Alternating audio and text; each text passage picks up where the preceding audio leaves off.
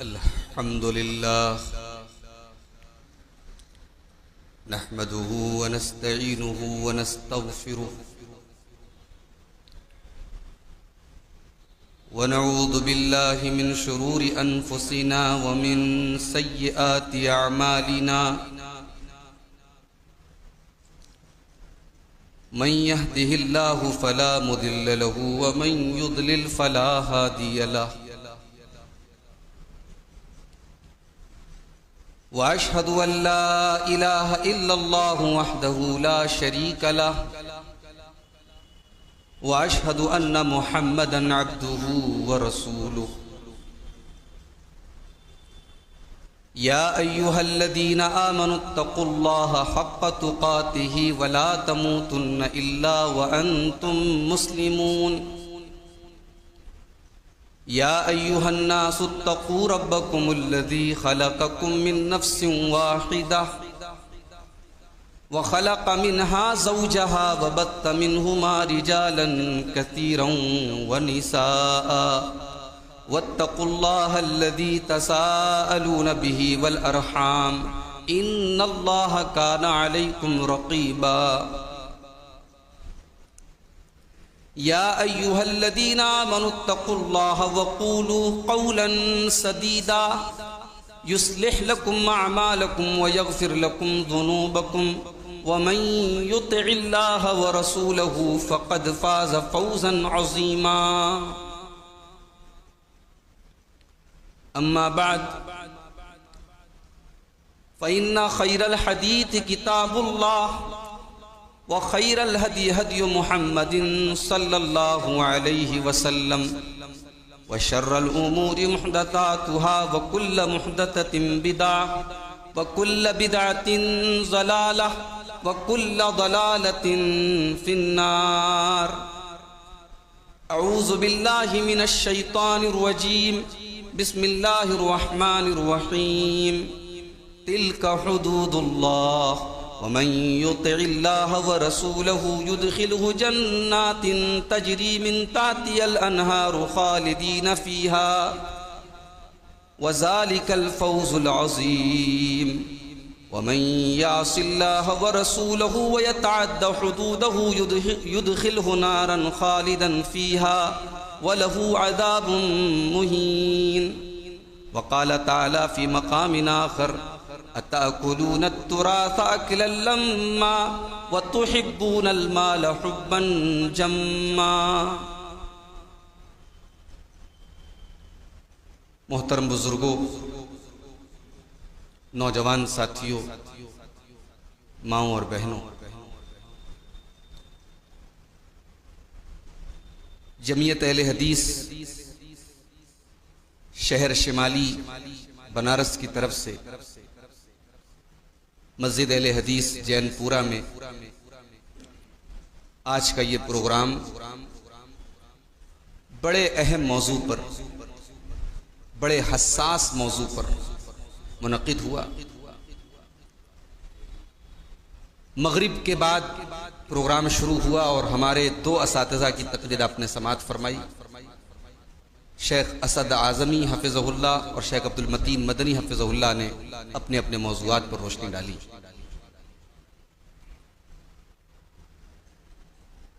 عشاء کی نماز کے بعد کی یہ نشست جس میں میں آپ کے سامنے حاضر ہوں اور مجھے جو عنوان ملا ہے وراثت میں کی جانے والی غلطیاں۔ میرے بھائیوں، ہماری شریعت اللہ رب العالمین کی طرف سے اتری ہوئی شریعت، ہماری شریعت کا ہر حکم اللہ کی طرف سے، یہ انسان کی بنی ہوئی شریعت نہیں ہے۔ جب یہ اللہ کی شریعت ہے تو اس کے احکام، اس کے قوانین، اس کے رولز اینڈ ریگولیشنز سب اللہ کی طرف سے۔ اور اسلامی شریعت کے انہی اصولوں اور انہی قانونوں میں سے قانون ہے میراث کا قانون۔ ایک انسان کے مرنے کے بعد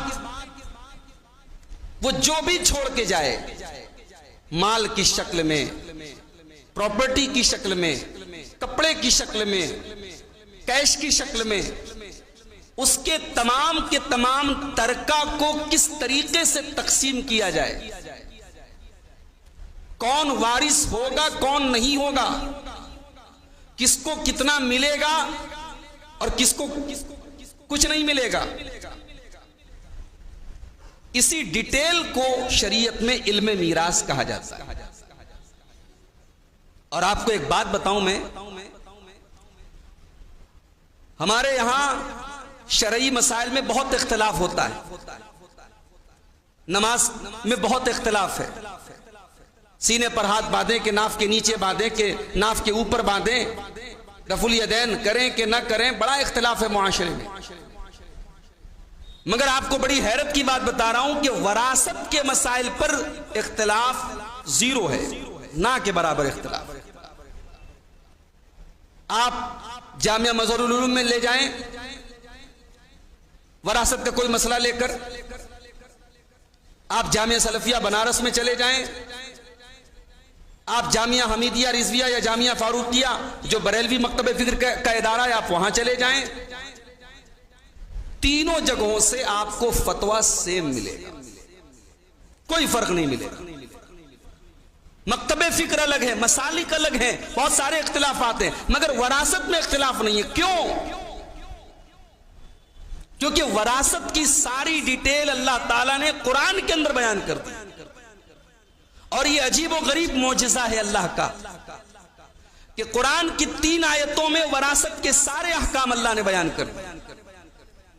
اس فن کا جو ماہر عالم ہے، آپ کروڑوں کے ترکے کا حساب اس کے پاس لے کے جائیں، اسے 10 منٹ نہیں لگے گا، اگر وہ اس فن کا ماہر ہے آپ کو مسئلے کا حل بتا دے گا کون کتنا وارث ہے۔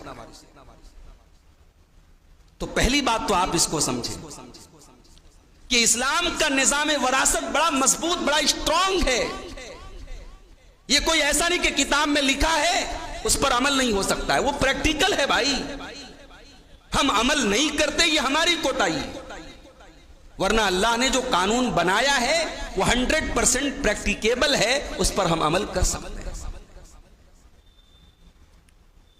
اور وراثت کے جو یہ قوانین ہیں نا، یہ کوئی آپشنل نہیں ہے کہ تمہاری مرضی عمل کرو تمہاری مرضی مت کرو، یہ اوبلیگیٹری ہیں، یہ کمپلسری ہیں، یہ لازمی ہے، یہ انیواریہ ہیں۔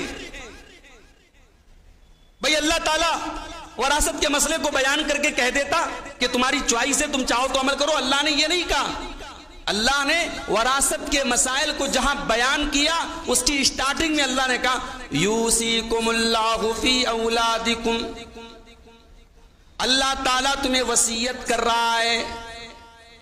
وصیت کا لفظ شریعت میں جب بہت مضبوطی کے ساتھ کوئی بات کسی سے کہی جائے، کسی کو کوئی حکم دیا جائے، کسی پر کوئی چیز نافذ کی جائے، اس کو شریعت میں وصیت کہا جاتا ہے۔ یہ اللہ کی وصیت ہے۔ اور سورہ نساء کے اندر جہاں اللہ نے وراثت کے قانون کو بیان کیا ہے، اس آیت کا آخری ٹکڑا آپ دیکھیے، تلک حدود اللہ، میرے بندو ہم جو یہ وراثت کے قوانین بیان کر رہے ہیں یہ اللہ کی حدیں ہیں، یہ اللہ کی بنائی ہوئی لمٹس ہیں، یہ اللہ کا بنایا ہوا قانون ہے۔ وَمَن يُطِعِ اللَّهَ وَرَسُولَهُ يُدْخِلْهُ جَنَّاتٍ تَجْرِي مِن تَحْتِهَا الْأَنْهَارُ خَالِدِينَ فِيهَا، اور جو اللہ کی اطاعت کرتے ہوئے، اس کے رسول کی اطاعت کرتے ہوئے شریعت کے ان سارے قوانین کو مانے گا، اللہ اسے اپنی جنتوں میں داخل کرے گا، اللہ اسے جنت میں ہمیشہ ہمیشہ کے لیے داخل کرے گا۔ وَذَلِكَ الْفَوْزُ الْعَظِيمُ، یہ بہت بڑی کامیابی ہے۔ وَمَن يَعْصِ اللَّهَ وَرَسُولَهُ وَيَتَعَدَّ حُدُودَهُ، لیکن جو اس کا الٹ کرے گا، جو اللہ کی نافرمانی کرے گا، اس کے رسول کی نافرمانی کرے گا، جو اللہ کے قانون کو توڑے گا، جو وراثت کے سلسلے میں اپنی منمانی کرے گا، وہ کان کھول کر کے سن لے، يُدْخِلْهُ نَارًا خَالِدًا فِيهَا، اللہ اسے ہمیشہ ہمیشہ کے لیے جہنم میں ڈال دے گا۔ وَلَهُ عَذَابٌ مُّهِينٌ، اور اس کے لیے بہت ذلت والا عذاب ہوگا۔ یہ ہے اللہ کا بیان ہے. تو وراثت کہ یہ قوانین میرے بھائیوں آج ہمارے سماج میں ہو کیا رہا ہے؟ ہم وراثت کے مسائل پر عمل کرتے ہیں. کب کرتے ہیں؟ جہاں ہمیں لگ رہا ہو کہ یہاں ہمیں ملے گا, یہاں ہمارا فائدہ ہے, اور جہاں یہ لگ رہا ہو کہ یہاں ہمیں نہیں ملے گا وہاں ہم کورٹ جاتے ہیں, کچہری جاتے ہیں, پنچایتوں میں جاتے ہیں, سردار صاحب کو بلاتے ہیں, فلانے کو بلاتے ہیں, ڈھماکے کو بلاتے ہیں, وہاں شریعت بھول جاتے ہیں ہم. اس سے بڑا ڈبل اسٹینڈرڈ کیا ہوگا, اس سے بڑا دھوکہ کیا ہوگا, اس سے بڑا فریب کیا ہوگا کہ ہم نے شریعت کو اپنی کٹپتلی بنا کے رکھا ہے. ہمارا فائدہ ہے تو شریعت کی دہائی دیں گے. بھائی باپ کی زندگی میں بیٹا مر گیا, اب شریعت کا قانون تو ہے نا کہ باپ کی زندگی میں اگر بیٹا مر گیا اور باپ بعد میں مرا تو شریعت کا ایک قانون ہوتا ہے کہ جو سب سے قریبی رشتہ دار ہوتا ہے وہ وارث ہوتا ہے. اگر بیٹا زندہ ہے تو پوتا وارث نہیں ہوگا, اگر بھائی زندہ ہے تو بھتیجا وارث نہیں ہوگا. یہ شریعت کا قانون ہے. اب جس چچا نے زندگی میں کبھی شریعت پر عمل نہیں کیا ہے نا, وہ یہاں شریعت پر عمل کرے. اپنے بھتیجے کو جائیداد سے محروم کرنے کے لیے وہ شریعت کا سہارا لے گا. صاحب تیرا کچھ نہیں بنتا ہے, تیرا باپ تو مر گیا. ابھی میں اس پر بحث کروں گا, لیکن یہ ہمارا حال ہے میرے بھائیوں. یہ بہت بڑا گناہ ہے, یہ اللہ کی شریعت سے بغاوت ہے کہ ہم اپنی مرضی کے مطابق دین استعمال کریں. جہاں ہماری مرضی ہو, جہاں ہمارا فائدہ ہو, وہاں ہم شریعت پر عمل کریں, اور جہاں ہمیں یہ لگ رہا ہو کہ یہاں ہمارا فائدہ نہیں ہو رہا ہے وہاں ہم کورٹ کچہری میں چلے جائیں اور شریعت کو کنارے رکھیں. یہ یہود و نصارہ کا طریقہ ہے. افتؤمنون ببعض الکتاب وتکفرون ببعض, اے یہودیو تم اپنی کتاب کے تورات کے بعض حصے پر ایمان رکھتے ہو اور بعض حصے پر ایمان نہیں رکھتے ہو. اے یہودیو اس کی تمہیں بہت بڑی سزا ملے گی, دنیا میں بھی ذلت و رسوائی کی سزا ملے گی اور آخرت میں جہنم ملے گی. یہ اللہ نے یہودیوں کے بارے میں کہا. جب کرائم سیم ہے, جرم سیم ہے, وہی جرم مسلمان کرے گا تو کیا مسلمان دودھ کا دھلا ہے؟ مسلمان کو سزا نہیں ملے گی, مسلمان ذلیل نہیں ہوگا. ذلیل ہو رہا ہے کیونکہ اس نے شریعت کو اپنی مرضی کے مطابق استعمال کرنا شروع کیا. قرآن کریم کے 30ویں پارے میں ایک سورت ہے, سورۃ تطفیف, سورہ مطففین. مطففین کا مطلب کیا ہوتا ہے؟ ناپ تول میں کمی کرنے والے. ذرا ان آیتوں کو پڑھیے تو. وَيْلٌ لِّلْمُطَفِّفِينَ الَّذِينَ إِذَا اكْتَالُوا عَلَى النَّاسِ يَسْتَوْفُونَ وَإِذَا كَالُوهُمْ أَوْ وَزَنُوهُمْ يُخْسِرُونَ. بربادی ہے, جہنم ہے, ویل ہے ناپ تول میں کمی کرنے والوں کے لیے. جب وہ سامان لوگوں سے خریدتے ہیں اور سامان لوگوں سے لیتے ہیں تو پورا تول کر کے لیتے ہیں, اور جب سامان تول کر کے دینے کا نمبر آتا ہے تو وہ ڈنڈی مارتے ہیں. یکسرون, وہ ناپ تول میں کمی کرتے ہیں. اللہ نے فرمایا الا یظن اولئک انہم مبعوثون, کیا یہ نہیں سوچتے کہ ایک دن کو مر کر کے اللہ کے پاس جانا ہے, اللہ کو حساب دینا ہے. یوم یقوم الناس لرب العالمین, جس دن سارے کے سارے لوگ اللہ کی بارگاہ میں کھڑے ہوں گے. آج اس زمین کے ٹکڑے کے لیے انسان اپنے ایمان کو بیچ دیتا ہے. میرے بھائی معلوم ہے کہ میرا حق یا نہیں بن رہا ہے, مگر اس حق کو زبردستی لینے کے لیے کورٹ کچہری چلا جاتا. تیرے پاس دولت ہے, تیرے پاس پیسہ ہے, تو اچھا وکیل خرید لے گا, تو دولت خرچ کر کے اس زمین پر ناجائز قبضہ کر لے گا, اللہ کو کیا جواب دے گا؟ اللہ کے رسول فرماتے ہیں, بخاری اور مسلم کی روایت, کبھی کبھی ایسا ہوتا ہے, اللہ کے نبی کہتے ہیں میں انسان ہوں, مجھ سے کبھی کبھی فیصلہ کرنے میں چوک ہو سکتی ہے. ہو سکتا ہے تم میں سے کوئی میرے پاس آئے, الہنا ان یکون بعضکم الہنا من بعض, ہو سکتا ہے کہ بعض لوگ ایسے آئیں جو بات کرنے میں زیادہ ماہر ہوں, زیادہ باتونی ہوں, ان کی اپنی بات رکھنے کا سلیقہ زیادہ اچھا ہو, اور میں اس کی بات سن کر کے فیصلہ کروں.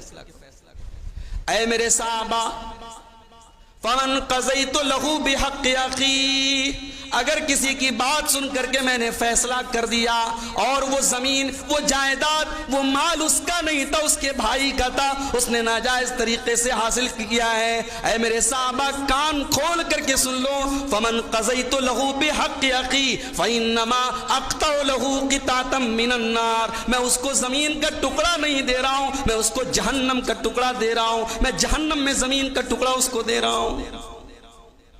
دنیا میں 2-4 بسا 2-4 بیگھا آپ نے بنا لیا، مگر وہ جہنم کے اندر اگر آپ کو جگہ دلا رہا ہے میرے بھائی، تو یہ تو بہت گھاٹے کا سودا ہے۔ تو یہ پہلی چیز ہے کہ وراثت کے قوانین کو ہم اپنے حساب سے استعمال کریں۔ بیوی سے کہتے تیرے باپ کا حصہ مجھے کب ملے گا، اپنی بہن کو اپنی بیٹی کو حصہ نہیں دے رہے۔ سسرال سے ہمیں مل جائے اس پر ہماری نظریں ہیں، ہماری بہن کو ہم نے دیا کہ نہیں، ہماری بیٹی کو ہم نے دیا کہ نہیں، اس پر ہماری نظر نہیں جاتی۔ دینے کا معیار اور ہے، لینے کا معیار اور ہے، یہ نہیں ہونا چاہیے۔ اچھا ایک بات اور سمجھ لیجئے، بعض لوگ یہ سمجھتے ہیں کہ اپنے اولاد کے درمیان زندگی میں بٹوارا کر دینا یہ بہتر ہے، زندگی میں بٹوارا کر دے یہ بہتر ہے تاکہ میرے بعد جھگڑا نہ ہو، اللہ کیا میری پکڑ، کوئی پکڑ نہیں ہوگی اللہ کے ہاں۔ وراثت کہتے ہی ہیں صاحب، مرنے کے بعد جو تقسیم ہوتی ہے اس کو وراثت کہتے ہیں، زندگی میں وراثت نہیں بٹتی ہے۔ اسی لیے علماء کہتے ہیں اگر زندگی میں انسان بانٹے گا تو بیٹے بیٹی کو برابر دینا پڑے گا، وہ وراثت نہیں ہے، وہ تو ہبہ ہے، وہ تو گفٹ کر رہے ہیں آپ۔ تو ماں باپ یہ بات یاد رکھے کہ اگر اس کے بیٹے اس کے بعد زمین جائیداد میں گھپلا کرتے، باپ ذمہ دار نہیں، اللہ کیا اس کی پکڑ نہیں ہوگی۔ لیکن ہاں باپ کو چاہیے کہ اپنی اولاد کی ایسی تربیت کرے، ان کے اندر دین کا ایسا شعور پیدا کرے، ان کو اتنا دیندار بنائے کہ باپ کے مرنے کے بعد بیٹے خود بیٹھ کر کے شریعت کے مطابق اپنے باپ کا ترکہ تقسیم کرے۔ یہ باپ کی ذمہ داری ہے، اپنی اولاد کو ایسی تربیت ان کی کرے، ایسا شعور ان کو دے، ایسی ان کی پرورش کرے کہ باپ کے مرنے کے بعد وہ صحیح طریقے سے اپنے باپ کا ترکہ تقسیم کرے۔ یہ باپ کی ذمہ داری۔ ایک اور غلطی بھی ہوتی ہے ہمارے یہاں، اولاد یہ سمجھتی ہے کہ باپ کچھ نہ کچھ ترکہ چھوڑ کے جائے، یہ باپ کی ذمہ داری۔ ہم نے بعض ایسے بھی لڑکوں کو دیکھا ہے، کہتے ہیں یار ہمارا باپ کیسا باپ تھا، کچھ چھوڑ کے نہیں گیا، کوئی زمین چھوڑ کے نہیں گیا۔ بعض ایسے بھی بد نصیبوں کو دیکھا ہے باپ کے لیے مغفرت کی دعا نہیں کرتے، کہتے میرا باپ میرے لیے کچھ چھوڑ کے نہیں گیا۔ باپ آپ کے لیے چھوڑ کے جائے یہ ضروری نہیں ہے، یہ باپ کا فرض نہیں ہے کہ آپ کے لیے زمین جائیداد اور ترکہ چھوڑ کے جائے۔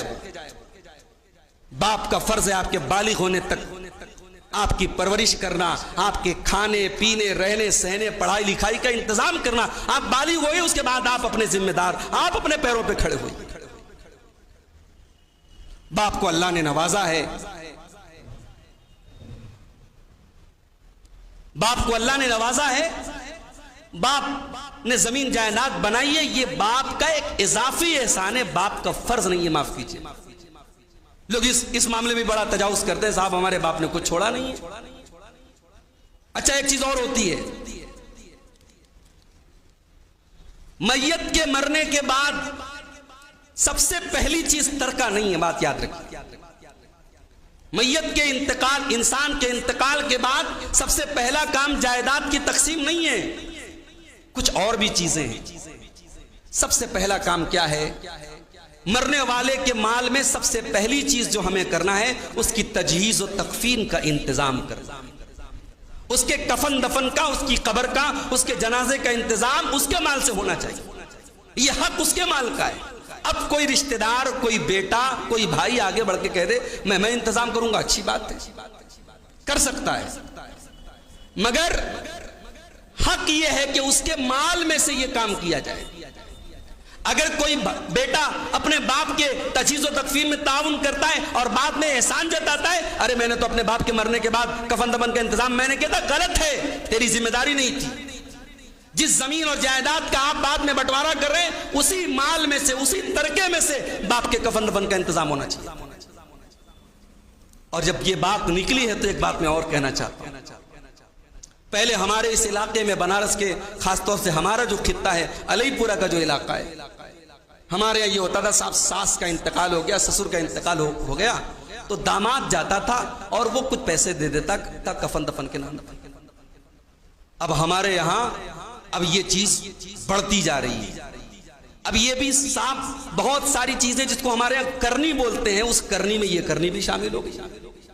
اب جتنے سمدھی ہیں، جتنے داماد ہیں، اب سب لا رہے ہیں اور اس کا بھی ایک اماؤنٹ فکس ہو گیا ہے کہ 1000 روپے یا 2000 روپے یا 500 روپے سب لا کے دے رہے ہیں۔ اب یہ ظاہر سی بات ہے بھائی، جس کے پاس حیثیت ہے اس کے لیے کوئی مسئلہ نہیں، بعض اوقات یہ ایک بوجھ بن جاتا ہے۔ کیوں آپ ایسا کام کرتے ہیں؟ کیوں اپنے ذمہ ایک مصیبت ڈال رہے ہیں صاحب آپ؟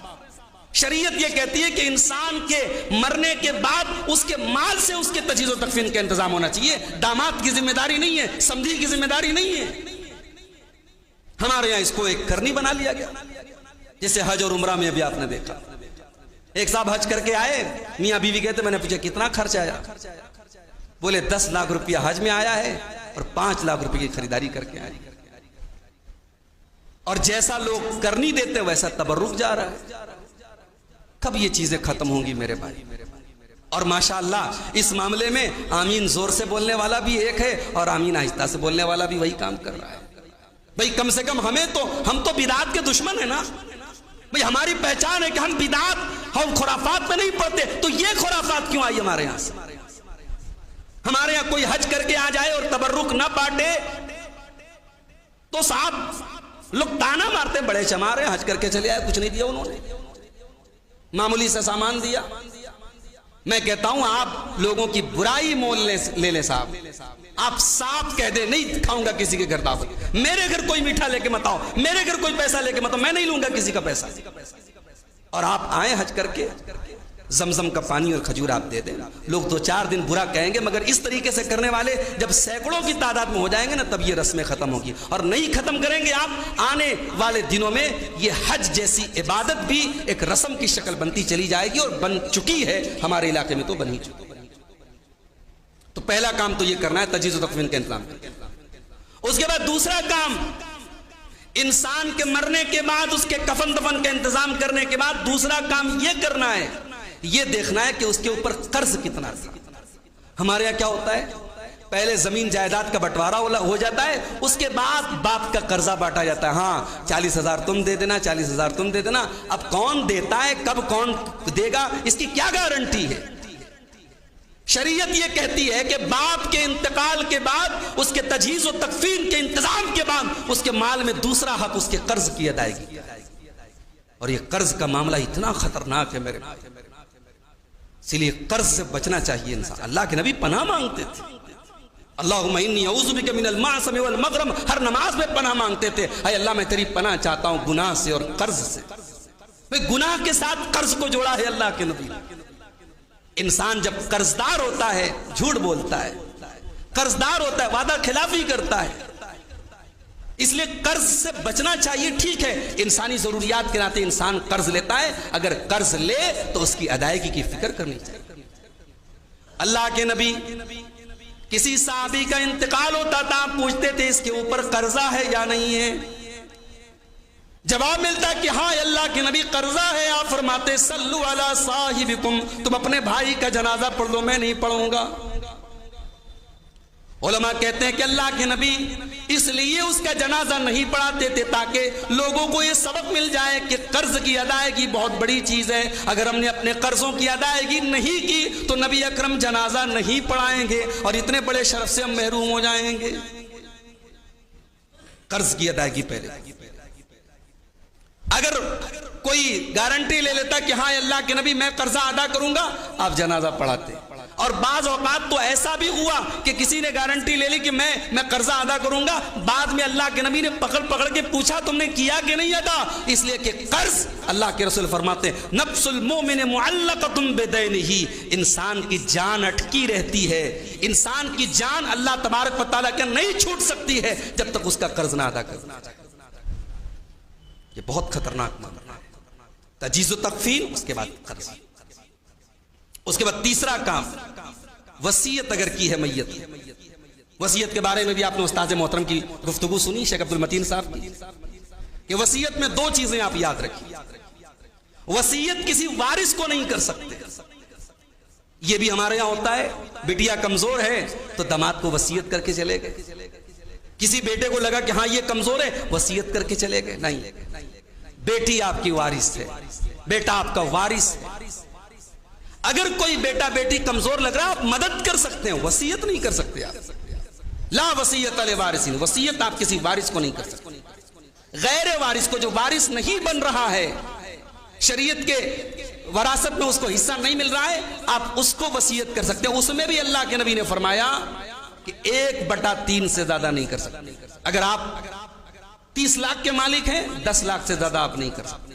1/3 سے زیادہ آپ وصیت نہیں کر سکتے.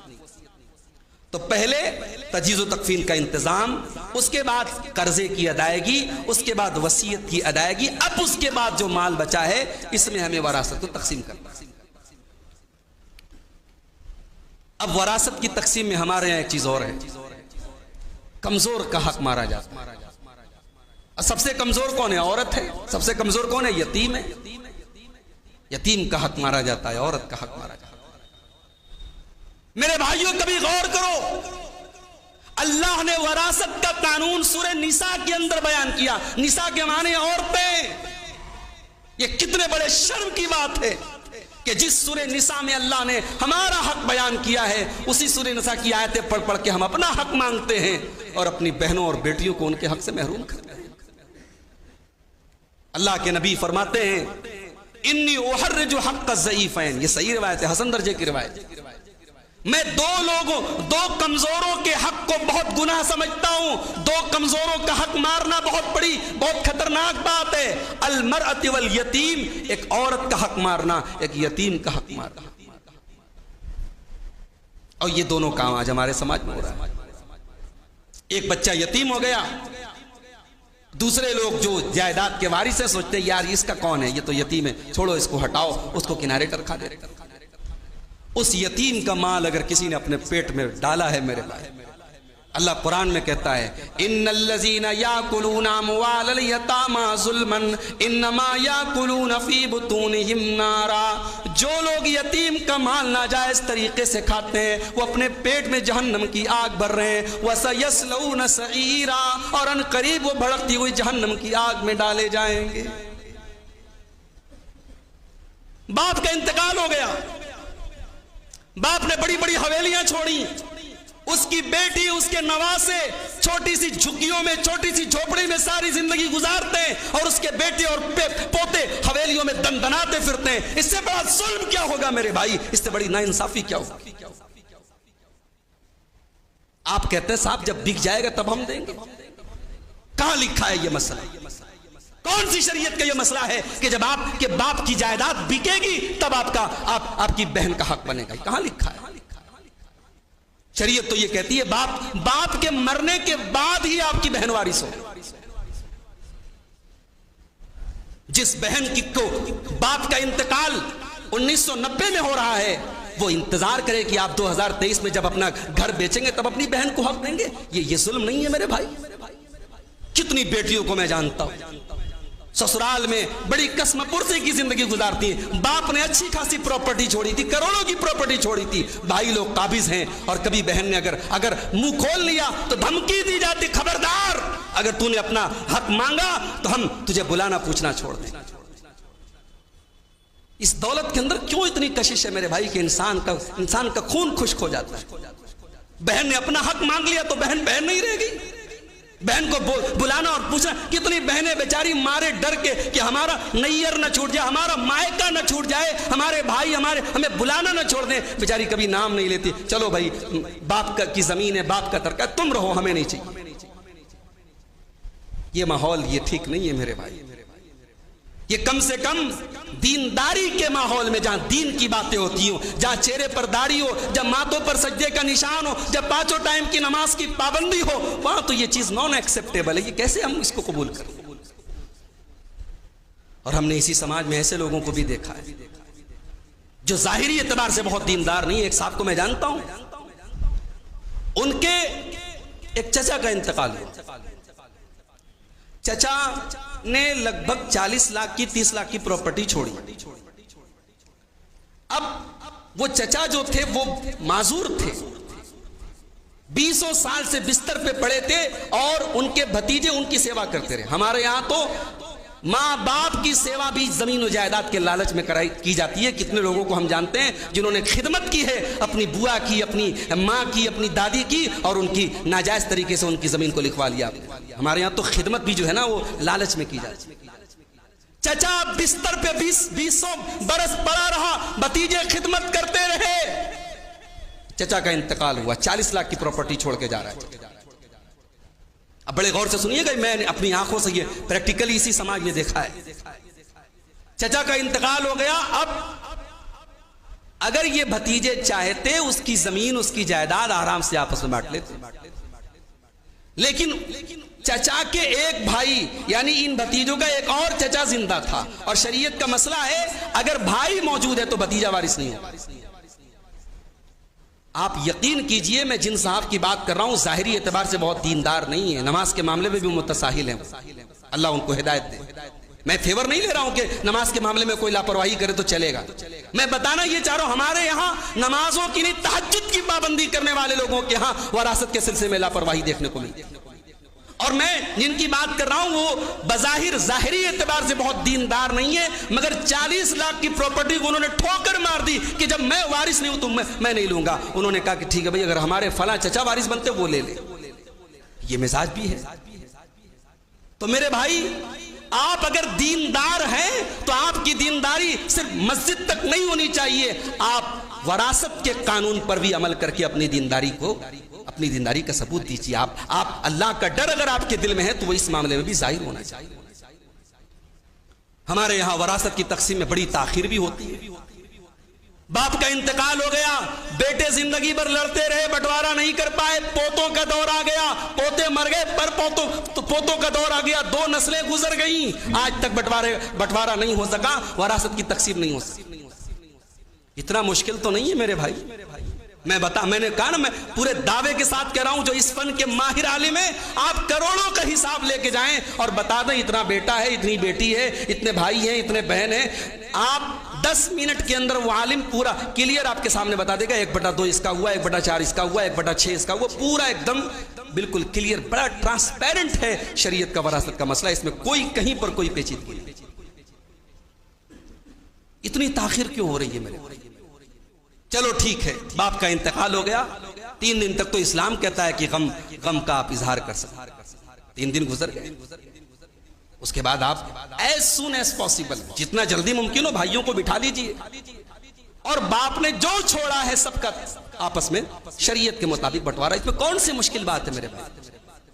بعض جگہوں پر میں نے یہ دیکھا کہ ماں کے زیورات بیٹیوں کو دے دیے جاتے ہیں, یہ بھی غلط ہے. تقسیم ہوگی تو زیورات سے لے کے کپڑوں تک میں سب میں شریعت کے حساب سے تقسیم ہوگی. اب یہ الگ بات ہے کوئی بھائی اپنا حق کسی بھائی کو دے دے, لیکن آپ پہلے شریعت کے حساب سے بٹوارا کر لیں, اس کے بعد آپ اپنے حساب سے کسی اور کو دے دیں, وہ الگ مسئلہ ہے. لیکن ہمارے یہاں بعض گھرانوں میں یہ بھی دیکھا کہ زیورات جو ہے وہ بیٹیوں کو دے دیے گئے, کہا کہ نہیں یہ ماں کا زیور ہے, یہ بیٹیاں لے لیں. آپ اللہ تعالیٰ سے زیادہ حکیم نہیں ہیں, معاف کیجئے.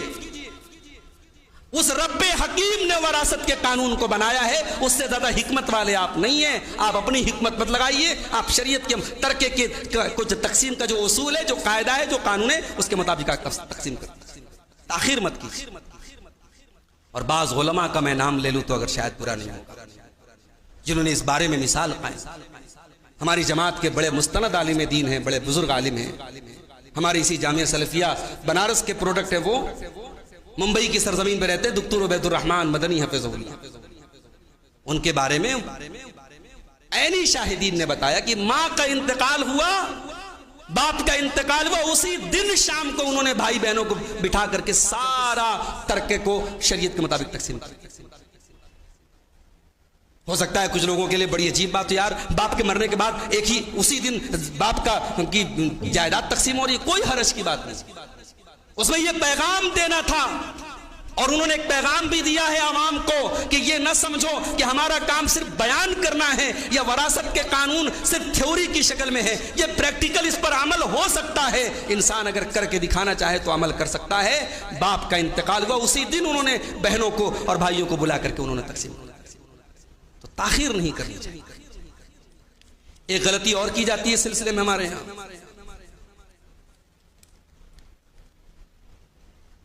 اور وہ یہ حساب کہ اگر باپ کی زندگی میں کوئی بیٹے کا انتقال ہو گیا، اب اس کے بچے ہیں موجود ہیں، اب وہ یتیم پوتا، اب ظاہر ہے شریعت کا قانون تو میں نے بتایا کہ اگر بیٹے موجود ہیں تو پوتے وارث نہیں ہوں گے، شریعت کا قانون ہے، بھائی موجود ہے تو بھتیجے وارث نہیں ہیں۔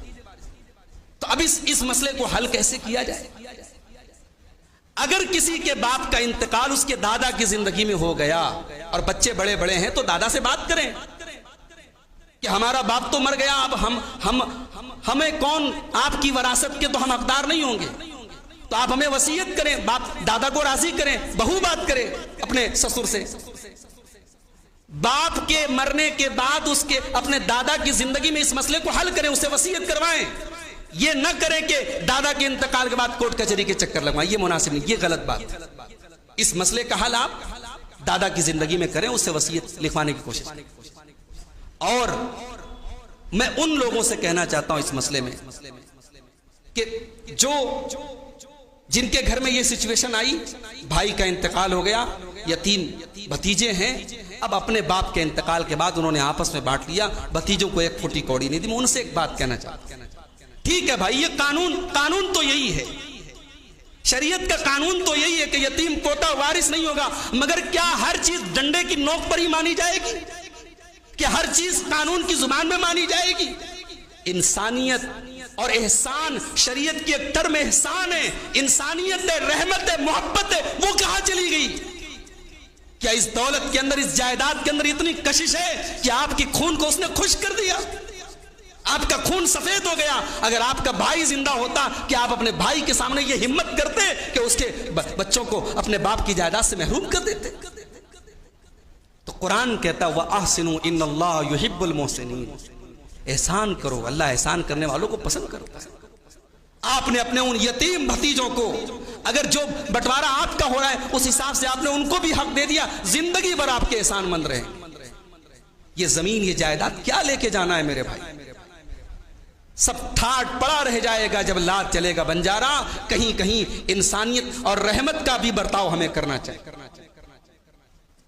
اور ایک وراثت میں کی جانے والی ایک اور غلطی ہم دیکھتے ہیں اپنے سماج میں، خاص طور سے ساؤتھ انڈیا میں ہم نے دیکھا یہ بعض گھرانوں میں کہ وہ صاحب اپنی بیٹیوں کو بیٹوں کے برابر دیتے ہیں۔ میں نے کہا بھی کہ وراثت کی تقسیم کرنے کے بعد کوئی بہن اپنا حصہ کسی بھائی کو دے دے، کوئی بھائی اپنا حصہ کسی بہن کو دے دے، وہ ایک الگ میٹر ہے، لیکن تقسیم شریعت کے مطابق ہو۔ اور یہاں یہ بھی یاد رکھیے، بعض اوقات ایسا بھی ہوتا ہے، باپ کا انتقال ہوا، مشترکہ گھر ہے، چھوٹا سا گھر ہے، آپس میں بانٹنا، چھوٹے چھوٹے کمروں کی شکل میں بانٹنا بڑا مشکل ہے۔ ٹھیک ہے، آپ بانٹ نہیں سکتے، لیکن طے کر لیجئے کہ ہاں اتنا پرسنٹ ان کا ہے، اتنا پرسنٹ ان کا ہے، تاکہ بعد میں اگر کبھی اس گھر کو بیچنے کی نوبت آئے یا اس گھر میں کمروں کی تقسیم کی نوبت آئے تو اسی حساب سے بٹوارا کر لیں۔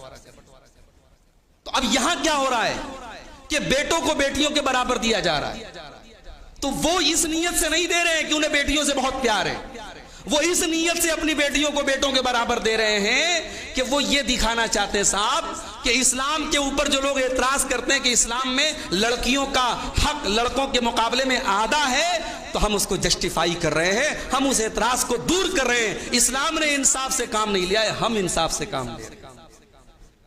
نہیں میرے بھائی، اس اللہ کا بنایا ہوا یہ نظام ہے، یوصیکم اللہ فی اولادکم للذکر مثل حظ الانثیین، اس اللہ نے یہ نظام بنایا ہے کہ لڑکی کا ڈبل جو ہے وہ لڑکے کو ملے گا، یہ آپ کا بنایا ہوا نظام نہیں ہے، اور اس میں کوئی ناانصافی کی بات نہیں، اس میں کوئی، اگر آپ اور آل غور کریں گے تو اس میں کوئی ناانصافی کی بات نہیں ہے۔ اگر شریعت نے لڑکے کو لڑکی کا ڈبل دیا ہے، اس میں کوئی ناانصافی کی بات نہیں۔ ہمارے یہاں ایک مسئلہ اور ہے، خاص طور سے جہاں مشترکہ کاروبار ہوتا ہے، باپ کا انتقال ہوا، جھگڑا شروع، اب ایک بھائی چھوٹا تھا، وہ پڑھ رہا تھا، بڑا بھائی کاروبار سنبھال رہا تھا، اب اس سارے کاروبار پر وہ قابض ہو گیا. اب چھوٹا بھائی کہہ رہا ہے بھائی تم باپ کی زندگی میں سپورٹ کر رہے تھے، تعاون کر رہے تھے، کاروبار تو میرے باپ کا تھا، زمین جائیداد تو میرے باپ کی تھی، تم مجھے میرا حق دو. بڑا بھائی کہتا ہے تو کر کیا رہا تھا، تو پڑھ رہا تھا، تیرے اوپر تو خرچ ہو رہا تھا، کما تو میں رہا تھا. اب یہاں سے تو میں شروع ہوئی اور جھگڑے شروع ہو گئے. اس لیے جہاں باپ اپنے بیٹوں کو کاروبار میں شامل کر رہا ہے وہاں حیثیت متعین ہونی چاہیے کہ آپ اپنے بیٹے کو کس حیثیت سے کاروبار میں شامل کر رہے ہیں، بطور پارٹنر یا بطور معاون اور ملازم. اگر بطور پارٹنر تو اس بیٹے کا آپ کی پارٹنرشپ میں کتنا حصہ ہے، 20% ہے، 10% ہے، 50% ہے، وہ واضح ہونا چاہیے. اور اگر آپ کو یہ لگتا ہے کہ باپ سے اس سلسلے میں بات کرنا بہت مشکل ہے تو پھر باپ کے مرنے کے بعد بھائی سے جھگڑا بھی مت کیجیے گا، بھائی سے لڑائی بھی مت کیجیے گا. اس کو باپ کی زندگی میں کلیئر کر لینا بعد میں بھائی سے جھگڑا کرنے سے زیادہ بہتر ہے. اسی لیے اہل علم کہتے ہیں کہ باپ کی زندگی میں ہر چیز کی ملکیت متعین ہونی چاہیے. ہمارے یہاں کیا ہوتا ہے صاحب، باپ اب کاروبار نہیں کر رہا ہے، کاروبار بیٹے کر رہے ہیں، لیکن ہولڈ باپ کا ہے، مالک باپ ہے. اب اس سچویشن میں کیا ہوتا ہے کہ جو پراپرٹیز خریدی گئی، جو مال ہے، جو ایسٹس ہیں، سب باپ کے نام ہے. اب اس میں کوئی بھائی چھوٹا ہے یا کوئی بھائی پڑھ رہا ہے، بعد میں باپ کے مرنے کے بعد بڑے آپس میں اختلافات ہوتے ہیں. تو ایسا بھی کیا جا سکتا ہے کہ باپ اپنے کاروبار کو تقسیم کر دے اور واضح کر دے کہ یہ پراپرٹی میرے نام رہے گی، اب یہاں سے تم لوگ کام کرو گے، جو بناؤ گے وہ تمہارا رہے گا. اس طریقے سے بھی اگر کیا جائے جہاں مشترکہ کاروبار ہے تو بہت سارے مسئلے حل ہو سکتے ہیں. تو مشترکہ کاروبار میں ملکیت متعین نہ ہونا کہ باپ کا کیا ہے اور بیٹے کا کیا ہے، یہ بھی ہمارے سماج میں بہت سارے جھگڑوں کی جڑ ہے. اور ایک دو چیزیں اور بیان کر کے بات ختم کروں گا. ہمارے یہاں وراثت میں ایک مسئلہ ہم یہ بھی دیکھتے ہیں کہ بہنوں کے اور بیٹیوں کے حق کے بارے میں بتایا آپ کو کہ اگر وہ مانگ لیتی ہیں تو دھمکی دی جاتی ہے کہ ہم تجھ سے رشتہ ناتا نہیں رکھتے، ہم تجھے بلانا پوچھنا چھوڑ دیں گے. بھائی وہ آپ کی بہن ہے اور رہے گی، آپ نہ بلائیں تب بھی رہے گی. آپ کی بیٹی ہے، آپ بلائیں پوچھے تب بھی اور نہ بلائیں پوچھے تب بھی وہ آپ کی بیٹی رہے گی. یہ دھمکی دے دینا کہ ہم تجھ سے رشتہ ناتا بند کر دیں گے، یہ تو بہت بڑے لالچ کی بات ہے میرے بھائی، اور یہ شریعت کے اصولوں کے خلاف بات ہے. تو وراثت کی تقسیم میں ہمیں اور آپ کو یہ چند اہم غلطیاں جو میں نے بیان کی ہیں، بہت ساری غلطیاں ہمارے سماج میں رائج ہیں، میں نے چند غلطیوں کی طرف اشارہ کیا ہے. اور آخر میں یہ کہنا چاہوں گا کہ ہم دین کا علم بھی حاصل کریں. اما عائشہ رضی اللہ تعالیٰ عنہا کے بارے میں اہل علم نے لکھا ہے کہ وہ وراثت کے مسائل کی بہت جانکار تھی. حالانکہ وراثت کے بعض مسائل اتنے پیچیدہ ہوتے ہیں کہ ان کو عام علماء جو اس فن کے ماہر نہیں ہوتے وہ حل نہیں کر سکتے. ہمارے زمانے میں جامعہ سلفیہ بنارس میں مولانا حنیف مدنی حافظ رحمۃ اللہ علیہ جو ہے اس فن کے بڑے ماہر تھے. جب جامعہ سلفیہ میں کوئی فتویٰ پوچھا جاتا تھا تو وراثت کے تعلق سے فتویٰ وہی دیتے. بعد میں دوسرے اساتذہ آئے اور وہ فتویٰ دینے لگے. تو کہنے کا مقصد یہ ہے کہ یہ فن جو ہے بڑا دقیق ہے، بڑا باریک ہے، ہر شخص جو ہے اس میں دسترس نہیں رکھتا ہے. تو ہمیں سیکھنا چاہیے، اور جب ہمارے گھر میں اس طریقے کا میٹر آئے تو کسی معتبر عالم دین کے سامنے پوری سچویشن رکھ کر کے پوچھنا چاہیے کہ ہمارے باپ کے ترکے میں کس کا کیا حصہ بنے.